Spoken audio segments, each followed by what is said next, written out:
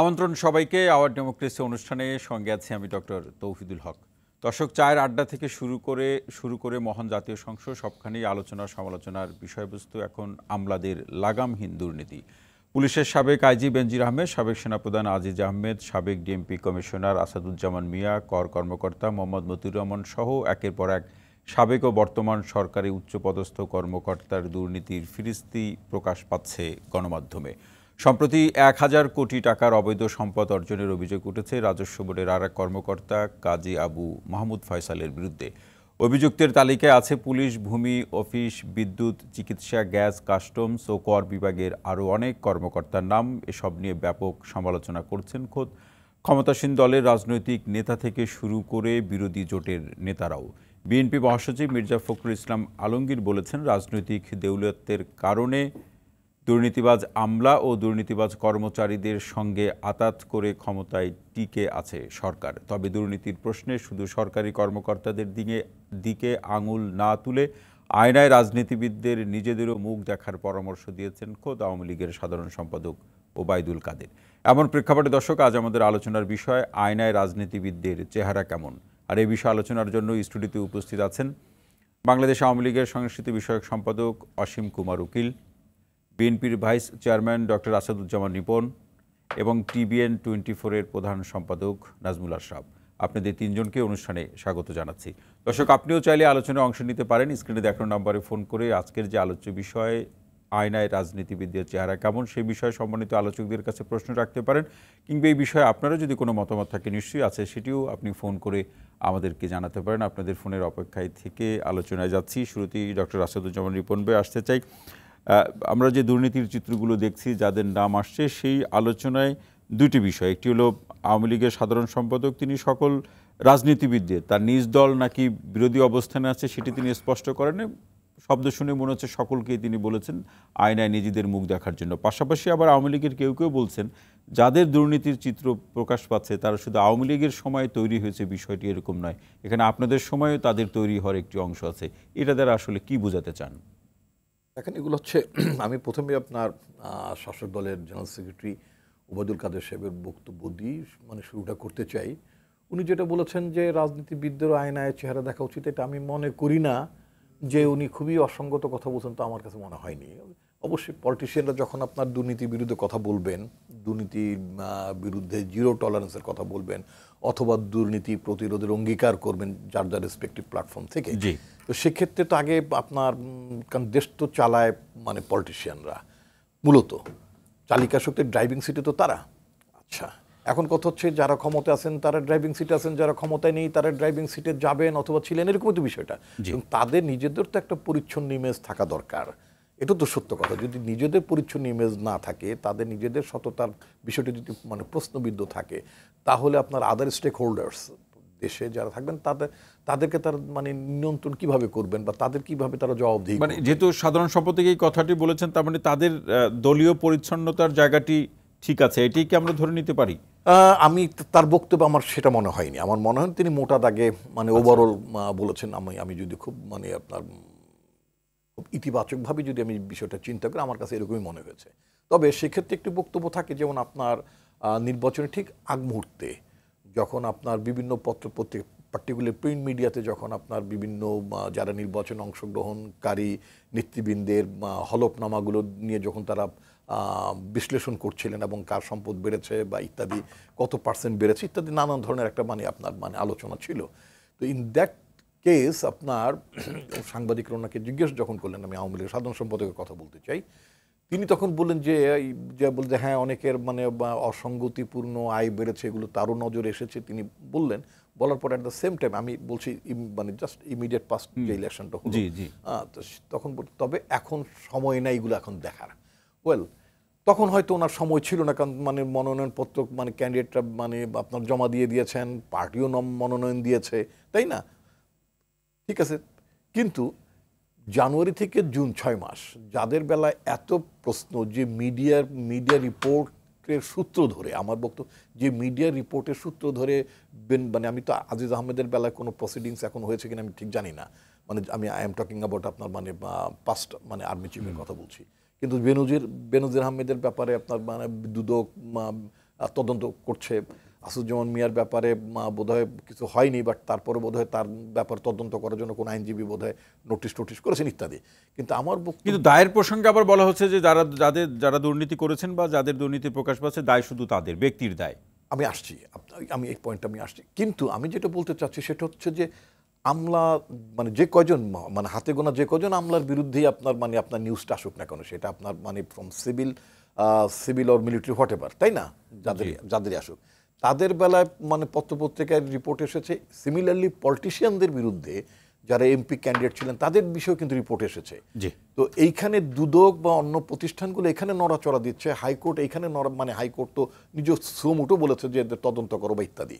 আচ্ছা, কিন্তু যারা রাজনীতি, যে ওবায়দুল কাদের সাহেব যেটা বললেন আয়নায় চেহারা দেখা, ওনার সামনে তো একটা আয়না ধরা হয়েছিল, সাংবাদিক একটা আয়না ধরেছিলেন এবং বলেছেন যে আয়নায় এই মুখগুলো দেখা যাচ্ছে যে এদের সম্পদের পরিমাণ ভয়াবহ অবস্থা। যদি আমি আবারও যদি তুলি যে একজন তথ্য কি যোগাযোগ বা ডাক যোগাযোগ প্রতিমন্ত্রী আছেন, এর আগেও ছিলেন বোধহয়, তিনি অনেক বছরই আছেন। এই ভদ্রলোক যখন ইলেকশন করেন তখন তার হলফনামার মধ্যে তিনি ঘোষণা করেছিলেন তিনি ধার করে নির্বাচনী ব্যয় সংস্থান করছেন এবং তিনি ঋণও নিয়ে ধার এবং ঋণ তো একই জিনিস, আপনার কিছু দানের টাকাও তার আছে। তো দান এবং ধার, যারা দান এবং ধারের উপর নির্ভর করে যারা নির্বাচন প্রথমবার করলেন, সেই লোকগুলো যখন শত শত কোটি টাকার মালিক হয়ে যায় তখন ইট ইজ এক্সপেক্টেড যে আপনার ব্যুরোক্রেসির ব্যাপারে যেভাবে আপনার প্রতিষ্ঠানগুলো স্টেপ নেয়, সিমিলারলি আপনার এদের বেলায় স্টেপ নেওয়া উচিত। আয়না তার বৈশিষ্ট্য গুণে মানুষের চেহারা বা কোনো দুর্নীতির চিত্র দেখালেও আমাদের কোনো সময় দেখতে অসুবিধা হয়। ডক্টর কারো বেলা ডক্টর আসাদুজ্জামান, অসংখ্য ধন্যবাদ। অসীম কুমার উকিল আসতে চাই, ব্যক্তির উপর দায় চাপিয়ে দিয়ে সরকার কতটা স্বস্তিতে থাকবে দুর্নীতির এই অভিযোগে অথবা প্রসঙ্গে? আপনাকে ধন্যবাদ, সহ আলোচকদেরকে স্বাগত।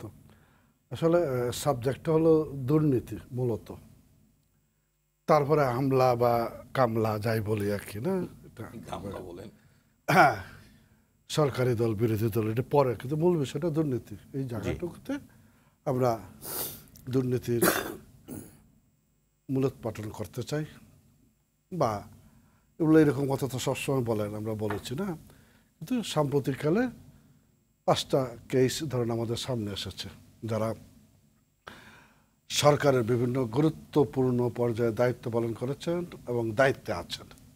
5টা কেস এসেছে, এই জায়গাগুলি সামনে এসেছে এবং এগুলি নিয়ে কাজ চলছে, দুদক কাজ করছে বা সংশ্লিষ্ট সংস্থাগুলি এই বিষয়গুলি নিয়ে কাজ করছে। আমার বক্তব্যটা হলো যে এখানে যে সরকার চেয়েছে বলেই এগুলি সামনে এসেছে, সরকারের সমর্থন আছে বলেই এই জায়গাগুলি খুব সহজে এগুলি নিয়ে অগ্রসর হয়। গণমাধ্যম আসার পরই তো আসলে সরকার ব্যবস্থা নিয়েছে। গণমাধ্যম তো ছিল, আছে, থাকবে। 1947 তার আগেও ছিল আর কি, সেই সময় তার আসে নাই। আমি চেয়েছি বলেই আপনি আলোচনার টেবিলে সাবজেক্টটা এনেছেন, আমি তো সেভাবে বলি।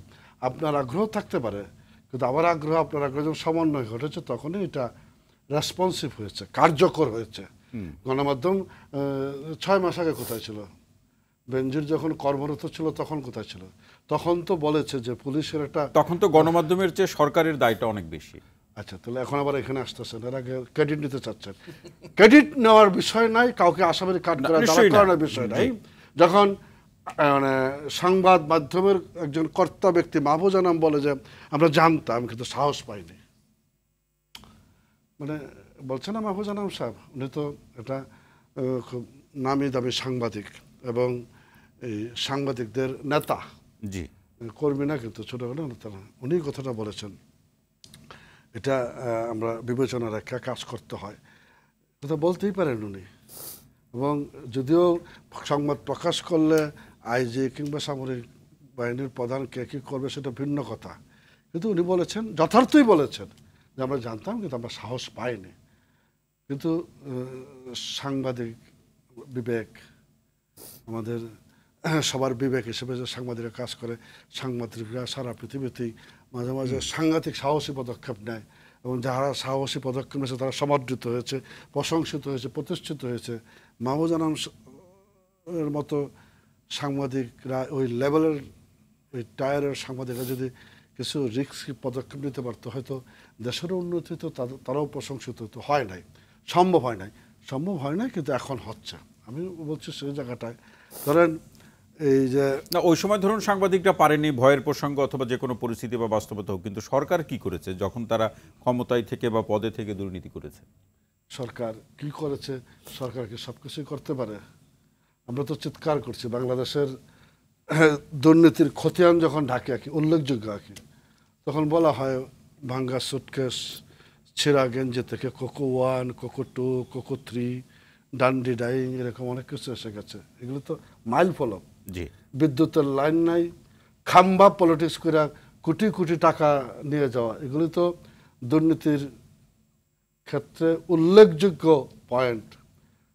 যখন এই হাওয়া ভবন খুলে একের পর এক, হাওয়া ভবন তো মানে হলো খাওয়া ভবন, হাওয়া ভবন, খোয়াব ভবন, এরকম যে ভবনগুলি হয়েছে, এগুলি তো প্রসঙ্গে বিএনপির বক্তব্য বলে এটা শুধু একটা ভবনের নাম, আর বাকি অবশ্যই ভবনের নাম, এটা ভবনের নামও না। পরে আপনার সময় বলবেন না, আপনার সময় বলবেন, মাঝখানে ঢুকে বললে ছন্দা হয়ে যায়। মানে বিএনপির বক্তব্য বলে এটা যে আওয়ামী লীগের, এটা তো একটা ভবনের নাম অবশ্যই, কিন্তু এটাও সারা দেশে প্রতিষ্ঠিত হইলো যে ওইখানে গেলে এই কাজটা মিলে, ভাগটা দিয়ে আসলে, টাকাটা দিয়ে আসলে, চাঁদাটা দিয়ে আসলে কাজটা মিলে যায় আর কি, সহজেই বদলি কিংবা টেন্ডার যাই বলে, কিংবা খুনের মামলা রেহাই পাওয়া কিংবা খুনের মামলায় বাজায় দেওয়া, যাই করা যায় আর কি, সেটা প্রতিষ্ঠিত সাধারণ মানুষের কাছে ধারণাটা এটা। তার মানে দুর্নীতির পরম্পরা বহু আগে থেকেই। হ্যাঁ, মানে আমি এই কথাটাই আমি বিভাজনটা করতে চাচ্ছিলাম না। আর ওই সময় যারা আপনার দুর্নীতির মামলায় অভিযুক্ত, দুর্নীতির দায় অভিযুক্ত, দে আর অল পলিটিশিয়ানস। আজকে যাদের চেহারাগুলো এখানে সামনে আনা হয়েছে, তারা কেউ আওয়ামী লীগের কোনো পদে নাই। আপনার বেনজির আওয়ামী লীগের কোনো পদে নাই, কিন্তু তিনি যখন ক্ষমতায় ছিলেন, পদে ছিলেন, তার বক্তৃতা আওয়ামী লীগের নেতার থেকেও বেশি ছিল। আওয়ামী লীগ ক্ষমতায় ছিল তখন। হ্যাঁ, আরে তো একটা এসপি কিংবা একটা ডিসি যখন জেলা আওয়ামী লীগের প্রেসিডেন্ট হয়ে যায়, পার্সোনালি সে লাভবান হয়, দল দেশ ক্ষতিগ্রস্ত হয়, সময়ে সময়ে এসপি ডিসিরা এমপি মন্ত্রী যত পাওয়ারফুল হয়ে যায়। এটা কাঠামোগত বিন্যাসের ত্রুটি বিচ্যুতি, গণতন্ত্রের বিকাশের ক্ষেত্রে, আমাদের ধারাবাহিকতা রক্ষার ক্ষেত্রে ব্যর্থতা, রাজনীতিবিদদের সীমাবদ্ধতা। মানে এই পর্যায়ে আমি শুধু এতটুকু একটু শুনতে চাচ্ছি, প্রশ্নটি আমি রেখে যাই পরবর্তী, যে অবস্থা দাঁড়িয়েছে দুর্নীতির প্রসঙ্গে, সেক্ষেত্রে সরকারের উপলব্ধি কিংবা আপনারা যে রাজনীতির সাথে সম্পৃক্ত ক্ষমতাসীন দলে আছেন, আপনাদের উপলব্ধি, তার প্রেক্ষাপটে কি শুদ্ধি অভিযানের যে চর্চা কতটা জাগ্রত হবে, এই প্রশ্নটা আমি রেখে গেলাম। পরবর্তী পর্যায়ে শুনবো। নাজমুল সাহেব আসতে চাই। সরকার বারবার বলছে দুর্নীতির বিরুদ্ধে জিরো টলারেন্স, কিন্তু যা দেখছি জিরো টলারেন্সের তো একটি শব্দগত বৈশিষ্ট্য বা সংজ্ঞা আছে, যা আমরা দেখছি তাকে জিরো টলারেন্স বলা যায় কিনা? দেখেন, জিরো টলারেন্সটা না, এটাকে শাব্দিক অর্থে আক্ষরিক অর্থে নিয়েন না, এটা একটা স্লোগান, এটা একটা রাজনৈতিক স্লোগান, এবং এর সাথে বাস্তবতার মিল নাই। এটা এখন না, কখনোই না। আগে যারা সরকারে ছিল তারাও এই দুর্নীতির ব্যাপারে অনেক বড় বড় কথা বলেছে। বাস্তবে কি হয়েছে আমরা সেটা দেখেছি। এখনও যে এত সব দুর্নীতির খবর বের হচ্ছে, আরও যেগুলো বের হচ্ছে না আমরা জানি না, সেগুলো হয়তো আরও ভয়ঙ্কর হতে পারে। ফলে সরকার তার কথা বলবে, বা একটা রাজনৈতিক দল যখন সরকার পরিচালনা করে, তাদেরকে এই রাজনৈতিক বক্তব্য, মন্তব্য এগুলো করতে হয়, সেগুলো তারা করছেন। দুর্নীতির অতীত বর্তমান নিয়ে আমরা যখন আলোচনা করি, এই মুহূর্তে যা ঘটছে এটা তো সবচেয়ে বেশি ইম্পর্টেন্ট, তাই না? আমরা 3 কোয়েশ্চেন্স পড়ছিলাম না, সবচেয়ে ইম্পর্টেন্ট হচ্ছে নাও। আমরা বর্তমান নিয়ে যখন আলোচনা করি না, তখন ওই বর্তমানে যখন আমি আলোচনার সুবিধা করতে পারি না, আমার ঘাড়ে আসছে, আমি ডিফেন্ড করতে পারছি না, আমার দায় মানে না নিয়ে পারছি না, তখন আমি বলি যে এই যে ওরাও তো করেছিল, তারাও তো করেছিল, অতীত তো হয়েছিল। দুর্নীতি সারা পৃথিবী ছিল, আছে, থাকবে। বাংলাদেশের দুর্নীতি জন্ম থেকে এই পর্যন্ত আছে। এখন দেখার বিষয় হচ্ছে মাত্রাগত পার্থক্য। তার চেয়ে বড় কথা হচ্ছে কি, বিএনপি ক্ষমতা থেকে দুর্নীতি করেছে, জাতীয় পার্টি দুর্নীতি করেছে, এখন আওয়ামী লীগ বলে দুর্নীতি হচ্ছে, তাই বলে কি সব জায়েজ হয়ে গেল? নিশ্চয়ই না। এবং একটা দিয়ে একটা কাটা যায় না। আর যেটা উদ্বেগের বিষয় সেটা হচ্ছে যে অতীতে দুর্নীতি হয়েছে, তার অনেক খবর গণমাধ্যমে প্রকাশিত হয়েছে, অনেক ব্যবস্থা সরকার বিদায় নেওয়ার পরে নেওয়া হয়েছে। এখন যেই সরকারটি টানা 3 মেয়াদে দায়িত্বে আছে, তাদের যাদের খবর আমরা জানতে পারছি, তারা দলের না, তারা এই জায়গাটা আমার একটা ব্যাখ্যা আছে। অসীমদা বলছিলেন প্রথমে 4-5 জনের কথা, এই পর্যন্ত গণমাধ্যমে কোনো দলীয় পদে নেই, এটা তো ঠিক আছে। ওয়েট, এই পর্যন্ত যাদের দুর্নীতির খবর প্রকাশিত হয়েছে, মানে যেন তেন দুর্নীতি না, মানে একদম মহা দুর্নীতি, তার সংখ্যা এখন পর্যন্ত আমার জানা মতে, এর বাইরে হতে পারে, সব গণমাধ্যম তো আমি সব ফলো করি না বা করা সম্ভব হয় না, 9 জনের দুর্নীতির খবর বেরিয়েছে এ পর্যন্ত। 9 জনের মধ্যে ধরেন এই যে বেনজির, আজিজ, আসাদুজ্জামান মিয়া, আপনার মতিউর, 2 জন ডিআইজি, আরও একজন রাজস্ব বোর্ডের কর্মকর্তা। এরা হচ্ছেন মাহমুদ ফয়সাল। হ্যাঁ, এরা হচ্ছেন সরকারি কর্মকর্তা। এখন এরা আওয়ামী লীগের কেউ না, ঠিক। এরা তো মানে এটা দায় কেন সরকার নেবে, এখানে একটু তর্ক আছে। কারণ এই মানুষগুলো আওয়ামী লীগ সরকারের গুরুত্বপূর্ণ পদে থেকে কাজ করেছেন, দায়িত্ব পালন করেছেন। আওয়ামী লীগ সরকার তাদেরকে ব্যবহার করেছে না অপব্যবহার করেছে সেগুলো আমরা নিশ্চিত করে বলতে পারবো না, কিন্তু তাদের ভূমিকা দেখে মনে হয় না যে তারা সরকারের খুব বিরাগভাজন ছিল বা তাদের ব্যাপারে সরকার খুব কঠিন ছিল। মনে হয়েছে যে জেনে হোক আর না জেনে হোক, জ্ঞাত বা অজ্ঞাত সারে হোক, তারা ওই কাজগুলো করতে পেরেছে এরকম গুরুত্বপূর্ণ পদে থেকে। ফলে এই মানুষগুলোকে ডিজোন করা বা আমাদের কেউ না, ধরেন সরকার তো আওয়ামী লীগ পরিচালনা করে, এরা আওয়ামী লীগের না কিন্তু আওয়ামী লীগ সরকারের, তো তাহলে অস্বীকার করা দূরে সরিয়ে দেওয়ার কোনো উপায় নাই। আর যেটা আপনি জিজ্ঞেস করছিলেন যে তারা এত বছর ধরে এত সব দুর্নীতি করলো, সরকার কেন জানতে পারলো না, উনি বলছেন, অসীম দাস বলছেন যে সাংবাদিকরা কেন জানতে পারলো না। হ্যাঁ, সাংবাদিকদের ব্যর্থতা, সাংবাদিকরা কেন এত বড় বড় দুর্নীতির খবর জানতে পারলো না। কিন্তু যেই ব্যক্তিরা যেই ধরনের দুর্নীতি করেছে তার জন্য যে রাষ্ট্রযন্ত্র, সরকারের হাতে যত রকমের উপায় আছে, ক্ষমতা আছে, কর্তৃত্ব আছে আইনগতভাবে, সেগুলোর মাধ্যমে কেন জানা গেল না, সে উত্তর কিন্তু আমরা পাচ্ছি না সরকারি দলের কাছ থেকে। আর বলছিলেন যে দলের বাইরে কেন, এই সবশেষ আজকে সন্ধ্যায় আমি দেখলাম দৈনিক যুগান্তরে 2 জন প্রতিমন্ত্রীর ব্যাপারে খবর বের হয়েছে। 2 জন প্রতিমন্ত্রী দুর্নীতির খবর বেরিয়েছে, অভিযোগ এখনো পত্রিকা বের হয়েছে তো যাচাই বাছাই করে তারা বলছে তারা 3 মাস এখন দায়িত্বে আছেন এই ক্যাবিনেট, মানে ইনকামবেন্ট 2 জন প্রতিমন্ত্রীর ব্যাপারে দৈনিক যুগান্তর আজকে রিপোর্ট করেছে, এবং সেগুলো ওই জমি জমা দখল টখল এই জাতীয় আর কি। হ্যাঁ, তো এর বাইরে আরেকজন দলীয় পরিচয়ের কথা বলি। এই ছাগলকাণ্ডের মতিউরের যে স্ত্রী, যিনি রায়পুরা আমার গ্রামের সেখানকার উপজেলা চেয়ারম্যান, তিনি কিন্তু আওয়ামী লীগের এবং স্থানীয় যিনি সংসদ সদস্য, তার একটি আজকে মন্তব্য একেবারে গণমাধ্যমে। না না, তাহলে আপনি যে বলছেন যে যখন বলেন যে এরা আমাদের কেউ না, তো দলেরও কত থাকছে। আচ্ছা, এখন এই ছাগল মতিউরের স্ত্রীর আজকের একটি কমেন্ট নিয়ে বেশ আলোচনা এবং প্রতিক্রিয়া আমরা দেখছি সামাজিক মাধ্যমে। সেটি হচ্ছে, তিনি বলেছেন, এই মতিউরের স্ত্রী উপজেলা চেয়ারম্যান, তিনি বলেছেন যে তিনি টেলিভিশন এবং পত্রিকার বড় বড় সাংবাদিকদের কিনে ফেলেছেন, এখন থেকে আর কিচ্ছু হবে না, সবকিছু থেমে যাবে, কিনে আসছি। তার মানে এই ভদ্রমহিলা যে কথা বলেছেন যে তিনি সাংবাদিকদের কিনে ফেলেছেন, তার স্বামী, তার সতীন, তার ছেলে, তার মেয়ে, সতীনের মেয়ে, তাদের ব্যাপারে যা কিছু বের হয়েছে আর কিছু হবে না, থেমে যাবে। এই দুঃসাহস তিনি কিভাবে দেখালেন? তিনি যদি সত্যি সাংবাদিক কিনে তার এবং তার পরিবারের দুর্নীতির খবর বন্ধ করে ফেলতে পারে, তাহলে বলতে হবে যে এই দেশের সাংবাদিকদের উপরে লানত পড়া উচিত।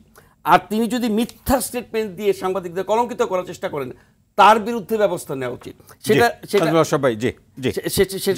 আলাদা কথা। আমি শেষ করছি আপাতত, যে ফলে আপনি যাদের দুর্নীতির কথা নিয়ে আমরা আলোচনা করছি, এই সময়ে সরকার কেন এগুলো প্রকাশিত হতে দিচ্ছে, এই সময় কেন প্রকাশিত হচ্ছে, কিভাবে সাংবাদিকরা জানতে পারছে, এই মানুষগুলোর এসব কীর্তিকলাপ এর আগে সাংবাদিকরা কেন পেল না? এই আলোচনাটি আসলে যে দুর্নীতি প্রকাশ পাচ্ছে এর পিছনে অন্য কোনো রাজনীতি আছে কিনা এই প্রশ্নটি রেখে গেলাম। পরবর্তী পর্যায়ে ডক্টর আসাদুজ্জামান রিপন ভাই আসতে চাই। হাওয়া ভবনের প্রসঙ্গ ঘুরে ফিরে আলোচনায় চলেই আসে। আজকেও অসীম কুমার উকিল দাদা উল্লেখ করলেন, কি ছিল সেই হাওয়া ভবনে, এমন কি হতো? যেমন বাড়িটার নাম সুধা ভবন, জি, সুধা সদন। একটা বাড়ির নাম সুধা সদন থাকতে পারে, একটা বাড়ির নাম অসীম ভবন থাকতে পারে, বা একটা রিপন কুটির থাকতেই পারে, একটা বাড়ির নাম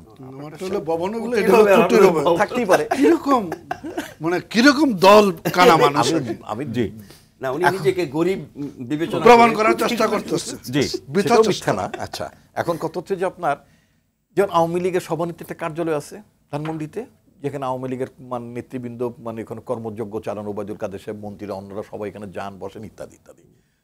we had an office over দিয়ার, এবং সে বাড়িটির মালিক হচ্ছেন একজন বৃদ্ধা, গুলশানে।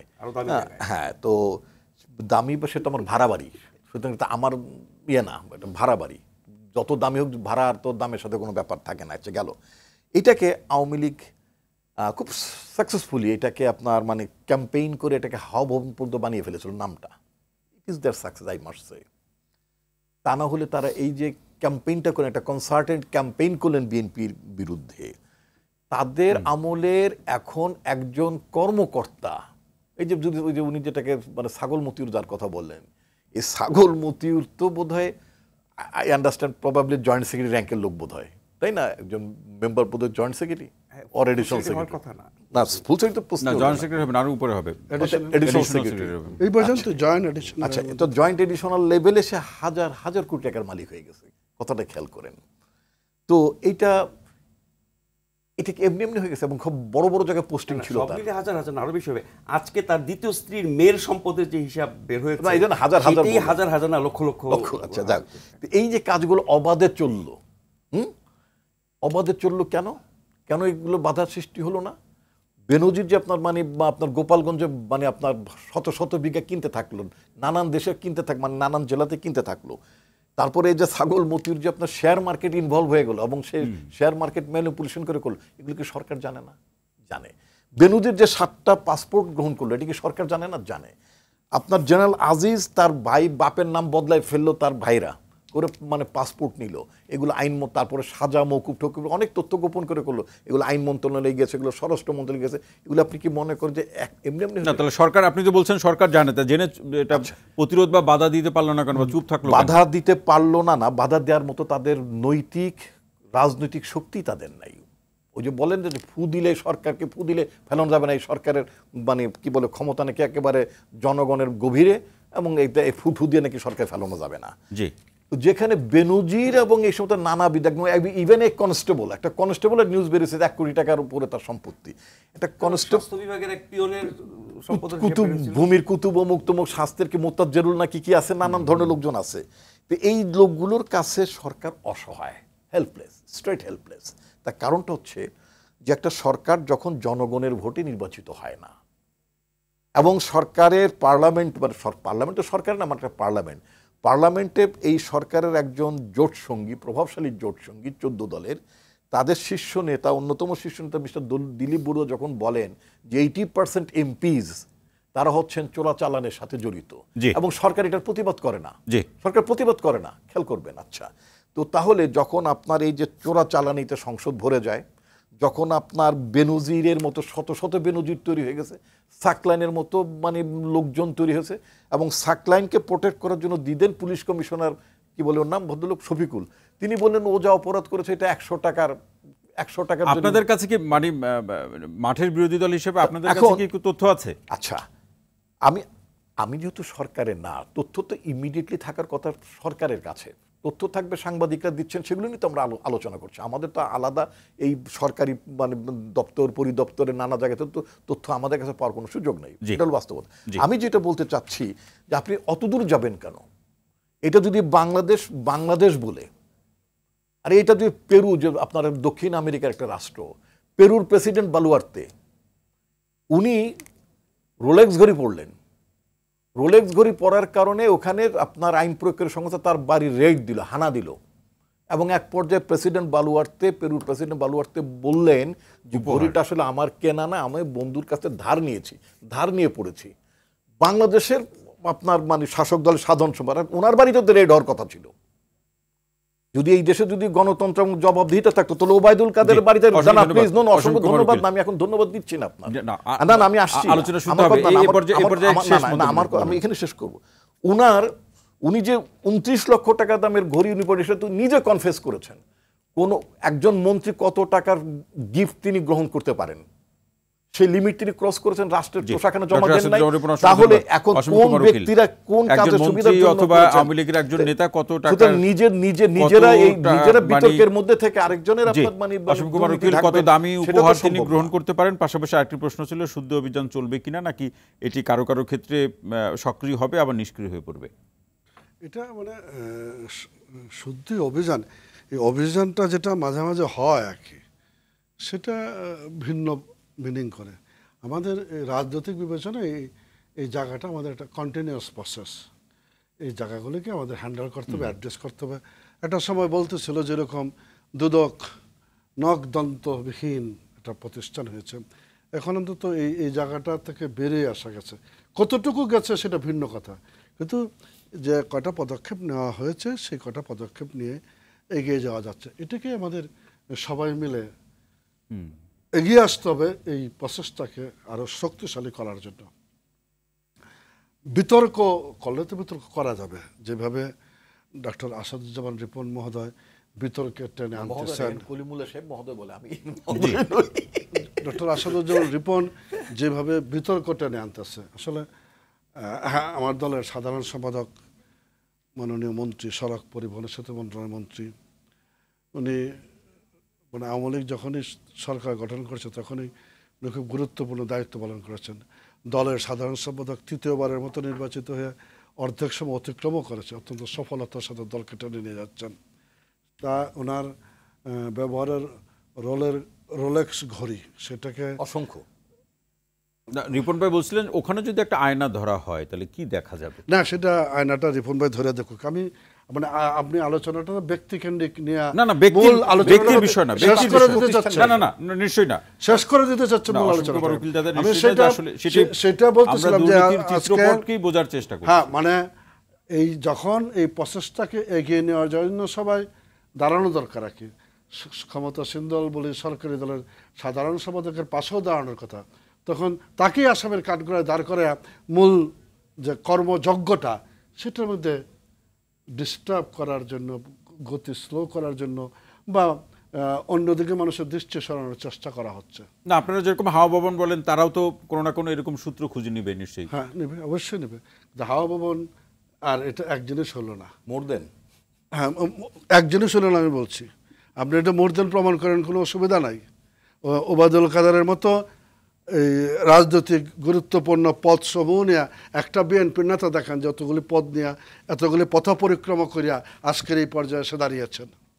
আমি কি আপনার কথা উত্তর দেবো এখন নাকি না পরে দিবেন? এখন দেওয়া দরকার নাই, লেখকে রাখেন, কাগজ কলম দিচ্ছে তো লেখকে রাখার জন্য। সয় না যাত না। হ্যাঁ, মানে সেই জায়গাটা বলতেছিলাম যে বিমান ভর্তি সুটকেসের মধ্যে ডলার, সোনা, হীরা পাচার করেছে বিএনপির কর্ণধারেরা। ফিনল্যান্ডে দেশ থেকে পালিয়ে গেছে, দেশে ফিরতে পারতেছে না। বিএনপির গঠনতন্ত্র চেঞ্জ করতে হয়েছে একজন দুর্নীতিবাজকে দ্বিতীয় ক্ষমতাধর ব্যক্তি বানানোর জন্য। বাংলাদেশ আওয়ামী লীগের কিন্তু এই বিষয়গুলি নেই। আমি বলছি না যে সব কিছু পরিশুদ্ধ হয়ে গেছে, সব কিছু ভালো হয়ে গেছে। আমি এটা বিশ্বাস করি যে আমি মনে করি 5টা কেস, উনি বলছেন 9টা কেস, যে কয়টা কেস হাতে ধরা হয়েছে এটি হ্যাঁ টেনে নিয়ে যেতে পারলে বাংলাদেশের দুর্নীতির রাশটা টেনে ধরা হবে, টেনে ধরা সম্ভব। অসীম কুমার উকিল আরও আলোচনা শুনবো, বিরতিতে যেতে হবে। নাজমুল সাহেবের প্রশ্নটি রেখে যাই আমরা। নিশ্চয়ই এটি আপনি এই খবরটি আপনার নজরে এসেছে যে আমরা একটা দুর্নীতিবাজদের তালিকা হচ্ছে বা একটা তালিকা হয়েছে, অনেকের নাম সেখানে আছে, এরকম একটা খবর কিন্তু প্রকাশিত হয়েছে।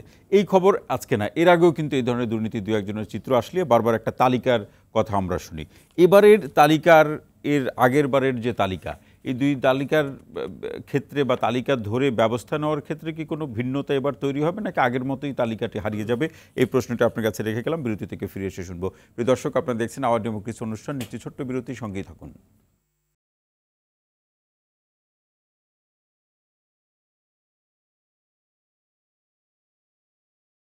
দর্শক, বিরতির পর আবারও স্বাগত জানাচ্ছি আওয়ার ডেমোক্রেসি অনুষ্ঠানের। সঙ্গে আছে আমি ডক্টর তৌহিদুল হক। আজকে যে বিষয়টি নিয়ে আলোচনা করছি সেটি হচ্ছে আয়নায় রাজনীতিবিদদের চেহারা কেমন। নাজমুল আশরাফ ভাই যে প্রশ্নটি রেখে যাওয়া, আসলে যে বিভিন্ন সময় আমরা একটা তালিকার কথা শুনি, আবার কিছুদিন পরে সেই তালিকা হারিয়েও যায়। এবারে কয়েকজন ব্যক্তির দুর্নীতির চিত্র প্রকাশের পরে আর একটা তালিকা নিয়ে আবার কথা হচ্ছে। আগের মতোই কি এবারে তালিকাও হারিয়ে যাবে কিনা? দেখেন, তালিকা করে ঘোষণা দিয়ে দুর্নীতির বিরুদ্ধে অভিযান কিন্তু হয় না কখনো। তবে 111 সরকারের সময় কিন্তু আমরা তখন জানতাম যে তালিকা করে একেবারে সেক্টর ওয়াইজ ধরা হচ্ছে। রাজনীতিবিদ দিয়ে শুরু করলো, তারপরে ব্যবসায়ী, তারপরে বিভিন্ন শ্রেণী পেশার মানুষ ইত্যাদি ইত্যাদি। এবং তখন যে সাঁড়াশি অভিযানটা চলেছিল দুর্নীতির বিরুদ্ধে, 111 গভর্নমেন্টের বহু সমালোচনা আছে এবং 111 গভর্নমেন্ট অবৈধ, অসাংবিধানিক, অগণতান্ত্রিক, এটা আমি বিশ্বাস করি এবং বহুবার এই কথা আমি বলেছি। কিন্তু তারা প্রথমবারের মতো স্বাধীন বাংলাদেশে দুর্নীতির বিরুদ্ধে বড় ধরনের একটা ঝাঁকি দিয়েছিল। আবার দুর্নীতি দমন করতে গিয়ে, দুর্নীতির বিরুদ্ধে অভিযান চালাতে গিয়ে তারা অনেক সময় বাড়াবাড়িও করেছে। সেখানে অনেক দুর্নীতি, মতিউর রহমানের পক্ষে তদবিরও করেছে। হ্যাঁ হ্যাঁ হ্যাঁ, এরকম 2 নম্বর লোকের পক্ষে তারা ছিল, এবং তারা দুর্নীতি দমন করতে গিয়ে নিজেরা অনেক দুর্নীতি করেছে। বহু মানুষকে আপনার কি বলে তুলে নিয়ে গিয়ে, হ্যাঁ মালও কামিয়েছে, এবং বহু ব্যবসায়ীকে তুলে নিয়ে গিয়ে তার কাছ থেকে সহায় সম্পত্তি সব লিখে নিয়ে গেছে, সেরকম আছে। কিন্তু এইগুলো খারাপ দিক। ভালো দিকটা যদি বলি, যে তখন একটা বড় ধরনের সাঁড়াশি অভিযান হয়েছে, এবং তখন এরকম তালিকার কথা শোনা যাচ্ছিল, একজন ধরা পড়ার পরে এরপরে কে ভয়ে থাকতো লোকজন, নাম আছে কিনা, নাম কাটানো যায় কিনা, ইত্যাদি ইত্যাদি। এখন যেটা হচ্ছে, এটা এখনই আমার আপনার পক্ষে বলা সম্ভব না। আমরা এই যে 5টা 7টা 8টা 9টা যে কটাই কেস বলি না কেন, এই যে একটার পর একটা বেরোচ্ছে, গণমাধ্যমে আসছে, পত্রিকায় বা টেলিভিশনে বা অনলাইনে, এবং এগুলো বিস্তারিত তথ্য আসছে, দিনের পর দিন ফলো আপ নিউজ হচ্ছে। এই যে মতিউর ছাগল ধরা খাইল সেই কবে, প্রতিদিন তার ব্যাপারে নতুন নতুন তথ্য আসছে, বেনজিরেরও আসছে, আর অন্যদের আসছে। আজকে মতিউরের দ্বিতীয় স্ত্রীর মেয়ের যে সম্পত্তির হিসাব দেখলাম, বাংলাদেশ থেকে শুরু করে কানাডা পর্যন্ত, কল্পনা করা যায় মানে তাহলে এই নাজমুল সাহেব, এর পিছনে কোনো রাজনৈতিক রহস্য না। আমি বলছি যে এখন যে এগুলো একটার পর একটা বেরোচ্ছে, সাংবাদিকরা ক্রেডিট নিচ্ছে, সাংবাদিকদের ক্রেডিট নেওয়ার কিচ্ছু নাই, সাংবাদিকরা পাচ্ছে বা সাংবাদিকদেরকে দেয়া হচ্ছে। কে দিচ্ছে এটা বলা মুশকিল, কিন্তু যারা দুর্নীতি করেছে, যারা এই দুর্নীতির খবর জানে, যাদের কাছে এই দুর্নীতির নথি তথ্য প্রমাণ আছে, তারাই দেয়। সোজা কথা, আমরা সাংবাদিক হিসেবে জানি যে আমাদের সূত্র থাকে, এবং সূত্রের মাধ্যমে আমরা জানতে পারি, সোর্স থাকে। তো সাংবাদিকের সোর্সের মাধ্যমে পাওয়া যেতে পারে, কিন্তু ঘটনাক্রম রহস্যটা এই রাজনৈতিক একের পর এক দেওয়া হচ্ছে, এটা কোনো পরিকল্পনা বা তালিকার অংশ কিনা এটা এখনই বলা যাবে না। এই দুর্নীতির চিত্রের বা খবরগুলোর পেছনে রাজনৈতিক রহস্য নিশ্চয়ই একটা আছে, অনেকেই বলছেন। সেটা কি বোঝা যাচ্ছে? সেটা বোঝা যাচ্ছে না, আন্দাজ করা যেতে পারে বড় জোর। সেটা হচ্ছে যে এই যে একের পর এক লোকজনকে আমি এক্সপোজ করছি, উন্মোচন করছি, তাদের মাধ্যমে অন্য অনেককে বার্তা দিচ্ছি, অথবা এই মানুষগুলোর ব্যাপারে আমার কোনো না কোনো ছিল সমস্যা, আমি তাদেরকে এখন মানে উন্মুক্ত করে দিলাম। আবার এটাও তো হতে পারে বলছি, এখন সারা দেশের মানুষ কিন্তু এই ছাগল, বেনজির, মতিউর, ব্লাবলা এগুলো নিয়ে মহাব্যস্ত, মানুষ ব্যস্ত, গণমাধ্যম ব্যস্ত, সামাজিক মাধ্যম ব্যস্ত। এটা নিয়ে আমরা একদম মানে হুলস্থুল কাণ্ড, এবং মনে হয় যে একটা উৎসব ভাব। এই ফাঁকে আবার অন্য কি হয়ে যাচ্ছে, কি সেটা এই যে আমরা সাম্প্রতিককালে ভারত বাংলাদেশ সম্পর্ক সমঝোতা চুক্তি কি হতে পারে, কি হয়েছে, কি রেল ট্রানজিটের বিষয়টি নিয়ে আবার বিএনপি যেটি নিয়ে বলছে যে সার্বভৌমত্ব, যে আলোচনাগুলো হচ্ছে, সেই আলোচনা থেকে দৃষ্টি সরানো, নাকি এই আলোচনার ফাঁকে ওই কাজগুলো আরো যেমনটা আশঙ্কা করা হচ্ছে সেরকম ভাবে করে ফেলা? আপনি বলতে চাচ্ছেন সাইকোলজিক্যাল ট্রান্সফরমেশন? সেটা তো হতেই পারে। আর একটা ব্যাপার হচ্ছে কি, যে ওইটা একটা অনেক বড় চ্যাপ্টার। হ্যাঁ, ভারত বাংলাদেশ সম্পর্ক, আমাদের ইতিহাস, জন্ম, 71, সহযোগিতা, বন্ধুত্ব, প্রেম, ভালোবাসা, মেলা কিছু। কিন্তু তারপর আমি বলছি যে সবশেষ যেই বিষয়গুলো নিয়ে আলোচনা হচ্ছে, অন্যতম হচ্ছে রেল ট্রানজিট না, আসলে এটা বাই ডেফিনেশন এটা করিডোর। সেই রকম বিষয়, তিস্তা ব্যারেজ, পানি পাওয়া না পাওয়া, আরো অনেক কিছু, সামরিক সহযোগিতা, মেলা বিষয় আছে। সেই বড় বড় বিষয়গুলোর বিপরীতে এগুলো ছাড়া হচ্ছে কিনা তাই বা কে জানে। অসংখ্য ধন্যবাদ ডক্টর আসাদুজ্জামান রিপন ভাই, কি বলবেন? আপনি বলছিলেন যে এটার পেছনে কোনো ষড়যন্ত্র তত্ত্ব আছে কিনা, এটাই রাজনৈতিক রহস্য কি থাকতে পারে। এই ব্যাপারে আমি দেখলাম যে আওয়ামী লীগ একজন প্রেসিডিয়াম মেম্বার, বোধহয় উনি এখন বোধহয় প্রেসিডিয়াম মেম্বার আছেন, বোধহয় মিস্টার কামরুল, বলবেন অ্যাডভোকেট কামরুল, হ্যাঁ উনি এখনো আছেন। উনি এই মানে পার্লামেন্টে বাজেট প্রস্তাবের আলোচনায় তিনি এই ধরনের একটা কথাবার্তা বলেছেন, ষড়যন্ত্রের তত্ত্বের কথা বলেছেন।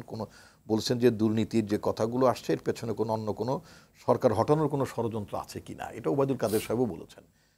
এখন কথা, আমি যদি আপনার অ্যাডভোকেট কামরুলের কথায় যদি ধরি, দুর্নীতি অবশ্য খুব নিম্নমানের দুর্নীতির অভিযোগ ওনার বিরুদ্ধে আছে একটা। সেটা যে দুর্নীতি আবার নিম্নমানের, কি নিম্নমানের বলতে বুঝাচ্ছি না, ছোটখাটো নিম্নমানের বলতে বুঝাতে ডিশ লাইন আছে না, যে আমরা যে আপনাদের টিভিতে ডিশ দেখে, উনি ডিশ লাইন আলার কাছে চান্দা নিত এই কামরুল, কথাটা খেয়াল করবেন। এবং এইটা অডিওটা আপনার মানে আপনি এখনো যদি খোঁজেন, আপনি যান দেখবেন পাবেন।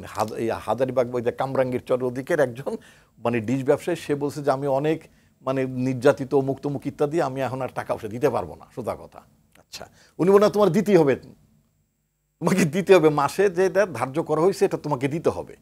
একজন মানে প্রতিমন্ত্রী আইনের, কোর্ট কাছারি যারা আন্ডারে, পরে উনি ফুল মন্ত্রীও ছিলেন। ফুলমন্ত্রী ছিলেন নাকি? আচ্ছা, খাদ্য মন্ত্রণালয়। আচ্ছা, সেই লোক যখন এটা ডিশ ব্যবসায়ীর কাছে চাঁদাবাজি করে, তাহলে আপনি বোঝেন মানে এই নিম্নমানের বললাম। এটা নিশ্চয়ই মন্ত্রী হওয়ার পর করে নাই। না না, এটা মন্ত্রী হওয়ার পরের ঘটনা এটা, মানে মন্ত্রিত্ব চলে যাওয়ার পরে। আচ্ছা, তো এখন কথা হচ্ছে যে আমাদের কোন জায়গাটা বাকি রাখছে।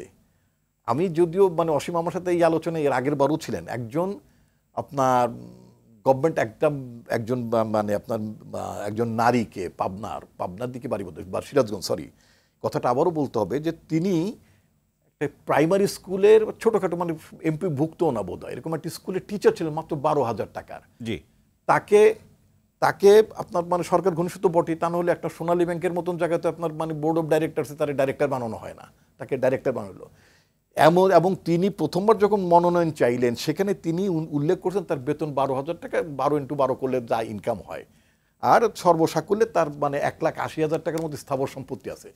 সেই মহিলা, আমি জান্নাত, আই এম টকিং অ্যাবাউট জান্নাত আরা হেনরি, সেই জান্নাত আরা হেনরি এখন বলেছেন তার প্রতি মাসে ইনকামই হচ্ছে 80 লক্ষ টাকা। কি পরিমাণ সহায় সম্পদ করছেন, ক্যান ইউ ইমাজিন? আনবিলিভেবল। আচ্ছা, 12,000 টাকা বেতনের মাসিক একজন মানে আপনার প্রাথমিক শিক্ষক যদি মানে আপনার এমপি হতে পারেন নাই, কথাটা খেয়াল করবেন। এখন এমপি মানে এইবার তো এই ঘোষণাগুলো আসলো, তো এইবার নতুন করে প্রথমবার ঘোষণা দিলেন উনি 12,000 টাকা বেতন পেতেন, বাৎসরিক ইনকাম হচ্ছে মানে সেই জায়গা থেকে এখন আপনি বলছেন 80 লক্ষ টাকা হলো তার মাসিক ইনকাম। এক্স্যাক্টলি। জি, এখন আপনি চিন্তা করেন যে কি পরিমাণ দুর্নীতি হলে ওই রকম একজন মানে আপনার মানে কি বলে মানে ঢাকার বাইরে যিনি এমপি হন নাই তাদেরই যদি এই ধরনের উল্লম্ফন হয়। কারণ মাঝখানে একবার সোনালী ব্যাংকের ডাইরেক্টর, সোনালী ব্যাংক যে খালি ওই লিমিটেডের জায়গায় পিএলসি করলে কি আর মানে আপনার মানে হয় চক্রবর্তী হওয়া যায়, তা তো হওয়া যাবে না নাকি? কি বলেন ডক্টর আসাদুজ্জামান রিপন? অসংখ্য ধন্যবাদ। চক্রবর্তীটা কি মানে এটা ব্রাহ্মণ বংশ আর কি, মানে উচ্চ বংশ, একটা কমিউনাল টার্ম আছে। জি, অসংখ্য কুমার এখানে একটা আসে যায় যে এই যে দুর্নীতির খবরগুলোকে আবার সংসদ সদস্যরা সরকার হটানোর রাজনীতির প্রসঙ্গ হিসেবেও বা কেন দেখছে? এটা আসলে যে যেদিকে নিতে পারে। আমি চাচ্ছি এটা গুড গভর্নেন্স চালু করার জন্য বিএনপি এটাকে আন্দোলনের অংশ হিসেবে নিতে পারে, এটা যে যেভাবে নিতে পারে। এখন একজন এমপির বিষয় নিয়ে কথা বলতেছে, এটা হ্যাঁ আমার ওর সাথে কিছু জানা নাই, কিন্তু ডক্টর রিপনের এত ডিটেলস হলফনামা পর্যন্ত পড়ছে। পড়তে হবে তো, আমি বাই প্রফেশন, আমি সাংবাদিকও। বাই প্রফেশন নিশ্চয়ই, এটাই আমার রুটির উৎস, অন্য কোনো উৎস নাই আমার। আমরা যে আমাদের সভাপতি মণ্ডলীর সদস্য মাননীয় সংসদ সদস্য জনাব কামরুল ইসলাম সম্পর্কে যে কথাটা বলছে নাকি, ওনার উপস্থাপনের ভঙ্গিটা দেখে আমার কাছে মনে হলো যে at that time Asaduzzaman Ripon তার সাথে ছিল। সে বলছে যেভাবে চাইছে, দোকানদার বলছে যে আমি আর পারবো না, মনে হচ্ছিল যেন সাথে। ডক্টর আসাদুজ্জামান রিপন চাঁদাবাজিটাকে এইভাবে হয়, ওই লেভেলের লোকজনকে দোকানদারের সামনে নেয় নাকি? এটা কি এইভাবে হয়? অডিও কনভারসেশন বলাটা একটু বিশ্বাসযোগ্য জায়গায় আনতে হবে।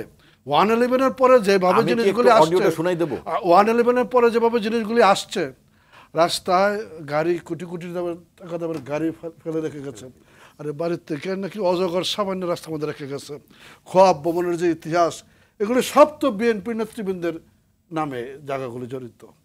আমি বলতে চাইতেছি যে আপনার ঋণ খেলাপিদের তালিকা বলেন, 20 জনের একটা তালিকা 3 দিন আগে প্রকাশিত হয়েছে। আমরা কি এগুলি নিয়ে কেউ কথা বলার সুযোগ পেলাম? পাইনি। এগুলি নিয়ে আলোচনা করে জনমত তৈরি করে সরকারের দিক থেকে এটা প্রকাশিত করা হয়েছে। আমাদের কাজ ছিল যে এই জায়গাগুলি তৈরি করে যেন আমরা ধরতে পারি, এরকম তালিকা প্রকাশিত হয়। আবার এটাও ঠিক যে ব্যবস্থা তো সরকারই নেবে, হ্যাঁ, কিন্তু সেই ক্ষেত্রে ক্ষেত্রটাকেও তৈরি করে দিতে হয়। আমরা যখন 111-এর সময় দেখেছি তো কার ইনকাম ট্যাক্সের ফাইলের কি অবস্থা, মানে তখন ইনকাম ট্যাক্স লয়াররা সব তো বড়লোক হয়ে গেল, ইনকাম ট্যাক্স লয়াররা কোটি কোটি টাকা কামাই নেব, কার কতটুকু ফাইল। আমি নিজেও অ্যারেস্ট ছিলাম, আমার ইনকাম ট্যাক্সের ফাইলটা আপ টু ডেট থাকার কারণে আমি সবার আগে অ্যারেস্ট হয়েছিলাম এবং সবার আগে ছাড়াও পেয়েছিলাম এই জায়গাগুলি। তো এখন এই যে মানে কথাগুলি বলে যে দিলীপ বড়ুয়া বলছে যে কি পার্লামেন্টে সব 80% হলো পাচারের সাথে জড়িত, চোরাচালানের সাথে জড়িত। উনি মন্ত্রী ছিলেন, চোরাচালানিগুলি হইলে তো মন্ত্রীরা বেশি জানেন। আরেকটি বিষয় ওনার এই কানেকশনটা উকিল ছিল জাহাজ, বোঝা যায়। আরেকটি বিষয় যেটা আগামীকাল কি আছে, যে আগামীকাল শনিবার বেগম জিয়ার মুক্তি উপলক্ষে বিএনপি ঢাকায় সমাবেশ আছে। আমার প্রশ্নটি হলো যে একই দিনে আওয়ামী লীগও কর্মসূচি রাখছে, এই আন্দোলন নিয়ে দুর্নীতি বা দমন পীড়ন এরও বা শেষ কোথায়? চলবে, অব্যাহত প্রক্রিয়া। মানে একই দিনে কর্মসূচি না, আমি আপনাকে বলি, আমাদের এই যে আমাদের 75 বছর পূর্তি চলছে আওয়ামী লীগের জন্ম জয়ন্তী, এটার মাসব্যাপী কর্মসূচি ঘোষণা করা হয়েছে। মাসব্যাপী কর্মসূচির একটা অংশ আগামীকাল ঢাকা মহানগর, আগামীকালকে কিন্তু পূর্ব ঘোষিত কর্মসূচি ছিল না, আমরা যতটুকু জানি আর কি। ঢাকা মহানগর দক্ষিণের অনুষ্ঠান, এটা 23 বঙ্গবন্ধু অ্যাভিনিউ হবে। এটা সম্পূর্ণ মহানগরেরও না, সারা দেশের না, এটা মাসব্যাপী কর্মসূচির অংশ হিসেবে কর্মসূচিটা আগে ঘোষিত ছিল না, আগে ঘোষিত ছিল, সেটাই প্রোগ্রামটা হচ্ছে। আবার একটু আগে ছিলাম, আমি ছিল না, বিতর্কে গেলাম না। এগুলো তো রাজনৈতিক দল বিভিন্ন কর্মসূচি নিয়ে মাঠে থাকবে, সেটাই স্বাভাবিক। বিএনপিও মাঠে থাকবে। প্রশ্ন হলো একই দিনে কেন? একই দিনে থাকতে গিয়ে তো নানা ধরনের সংঘাত সহিংসতার না না না না, এটা আমরা প্রমাণ করছি।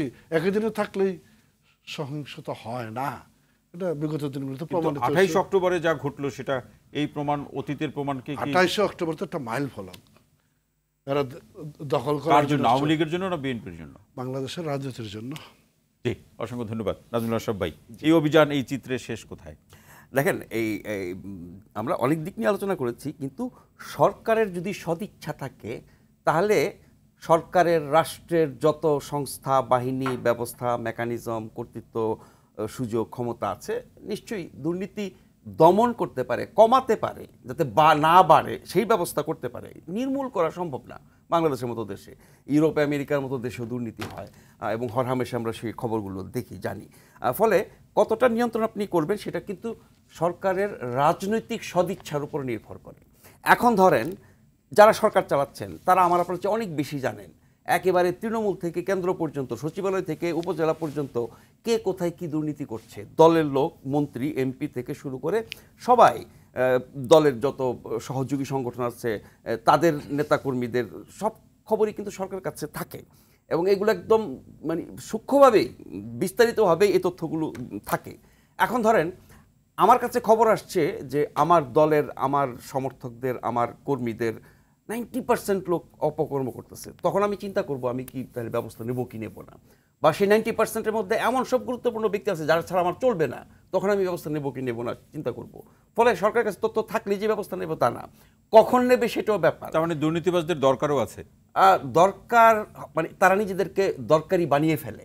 মানে আপনাকে সচল রাখার জন্য যেই মানুষগুলোর দরকার, ধরেন প্রশাসন, আমি রাজনীতি থেকে সরে আসি, প্রশাসনের উপরে সরকারের যে নির্ভরশীলতা থাকাটাই স্বাভাবিক।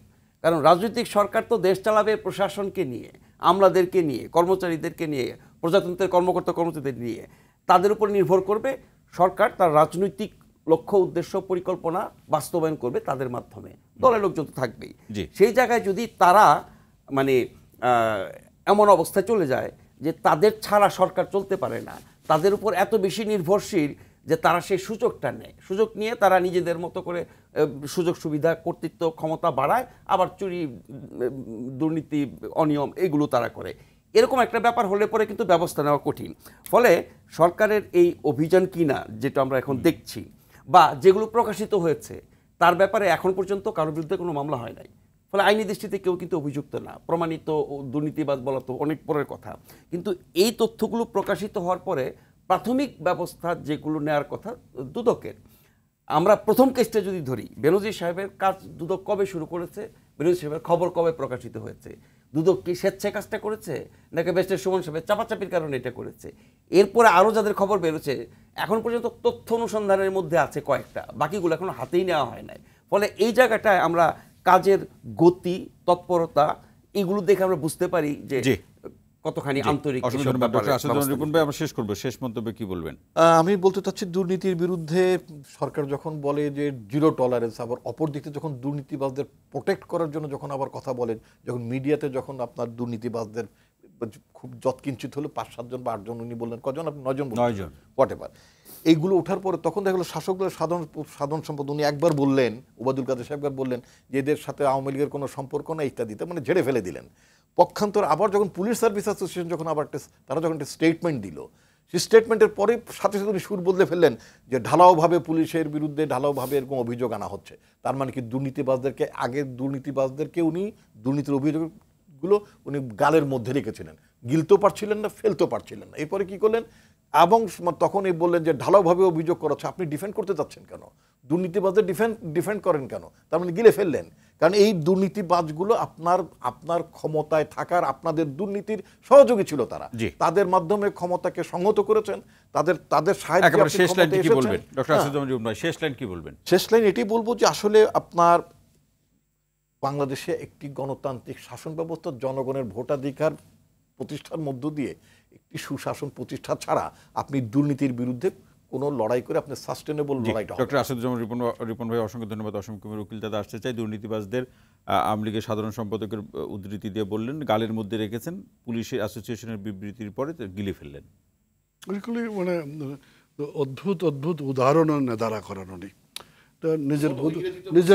নিজের বোধগম্য করাটাও খুব কঠিন। কথাটা খুব স্পষ্ট, দলের সর্বস্তরের নেতাকর্মী এই দুর্নীতির বিরুদ্ধে দাঁড়িয়েছে। হ্যাঁ, আমরা চাই দুর্নীতিমুক্ত একটা সমাজ, একটা সরকার, একটা রাষ্ট্র, একটি রাজনৈতিক অঙ্গন। মাননীয় প্রধানমন্ত্রী শেখ হাসিনার নেতৃত্বে আমরা সেই জায়গাটা তৈরি করে এগিয়ে যাব সম্মুখ পানে। ব্যক্তিগতভাবে কারো চাওয়া না চাওয়ার উপরে। ক্যাসিনোর মতো আবার থেমে যাবে না তো এই অভিযান? ক্যাসিনোর থেমে গেল কোথায়? এখন কি ক্যাসিনো আছে নাকি? আপনারা জানেন সব বেরোয় গেছে আর কি। সেটা না, ক্যাসিনো তো উচ্ছেদ হয়েছে, ওনার কথা তো বলা হয়েছে থেমে গেছে, মানে কি ক্যাসিনো কি আবার শুরু হয়েছে? আমার জানা মতো এরকম কিছু না। আপনার যদি কথা শুনতে চায় না, আপনার যদি এরকম কোনো সুনির্দিষ্ট অভিযোগ থাকে সেই অভিযোগটুকু দিয়েন, আমরা দেখবো। আমাদের জানা মতে ক্যাসিনো মুক্ত ঢাকা শহর, ঢাকা মহানগর, এখানে হাত দেওয়া অনলাইনে জয় ভরে গেছে। আবার ভাই আপনি বলছেন মুক্ত, সেজন্য বললাম, আপনার একটা পয়েন্ট দিলাম। আমি বললাম যে আপনি তো পয়েন্ট দিতেই আছে নাকি, মানে কত অস্থিরতা, দুর্নীতির পক্ষে অবস্থানটা কত স্পষ্ট তার। অনলাইনের বিরুদ্ধে ব্যবস্থা, কথাবার্তা শুনতেই চাচ্ছে না কি। তো সেখানে হ্যাঁ আমরা এগিয়ে যাচ্ছি, এবং এই যে 5 জন বা 9 জন যেটা বলি, এই জায়গাগুলোকে ধরে আমরা একটা অবস্থান নিতে চাই, যে অবস্থানের ক্ষেত্রে সবার পাশে পাশে দাঁড়ানো দরকার, এবং পরবর্তী সময় আরও কার্যকরী পদক্ষেপ নেওয়ার মধ্য দিয়ে আমি বিশ্বাস করি বাংলাদেশের রাষ্ট্রীয় কাঠামোতে সমাজ জীবনে দুর্নীতির রাস্তা টেনে ধরা যাবে, আমরা এগিয়ে যেতে পারবো। অসংখ্য ধন্যবাদ নাজমুল আশরাফ ভাই। 1 মিনিটে শেষ করব। সেটা হচ্ছে যে দুর্নীতিবাজদেরকে ধরা এবং ব্যবস্থা নেওয়ার জন্য বর্তমান প্রধানমন্ত্রী শেখ হাসিনা, তিনি যখন 96 সালে প্রথম প্রধানমন্ত্রী হন, তখন তিনি একটি চমৎকার ব্যবস্থা নিয়েছিলেন। তিনি তার মন্ত্রিসভার প্রত্যেকের সম্পদের হিসেব নিয়েছিলেন, এবং 5 বছর পরে সেগুলো কত হয়, বছরে বছরে কত হবে, সেগুলো জানানোর কথা ছিল। এটা আসলে পরে আর কার্যকর থাকে নাই। এটা একটা চমৎকার উদ্যোগ ছিল যে সম্পদের হিসাব ধরে আমি দুর্নীতির তথ্যটা জানবো। এরপরে নাগরিক সমাজের আন্দোলনের প্রেক্ষিতে একটা আইনি হয়ে গেল যে নির্বাচন করতে গেলে সম্পদের হিসাব দিতে হয়। এখন গত 2008 ওই যে মিলিটারি কন্ট্রোল গভর্নমেন্ট, এখন গত 2, 3, 4টা জাতীয় এবং স্থানীয় নির্বাচনে সম্পদের হিসাবের যে তুলনা আমরা দেখছি, 5 বছরে কত, 10 বছরে কত, আগে শুনতাম দ্বিগুণ 3 গুণ, এরপরে শত শত গুণ, এখন হাজার হাজার গুণ। তাহলে এই যে অস্বাভাবিক উপায়ে সম্পদ বেড়ে যাচ্ছে এক একজন জনপ্রতিনিধির, সেটি মেয়র হোক, ইউপি চেয়ারম্যান হোক, উপজেলা চেয়ারম্যান হোক বা এমপি হোক, এই জায়গা থেকেই তো ধরার সুযোগ যে কি করে 5 বছরে আপনার সম্পদ এতটা বাড়ে। আপনি মন্ত্রী হিসাবে, এমপি হিসাবে, মেয়র হিসেবে, উপজেলা চেয়ারম্যান হিসেবে আপনি কি জাদুর কাঠি পেয়েছেন যে 5 বছরে আপনার 6,000 জবাবদিহিতার সংস্কৃতি চালু করতেই হবে। সেইটাই কিন্তু ধরার মূল জায়গা, এবং সেই তথ্যগুলো কিন্তু পাবলিক হয়।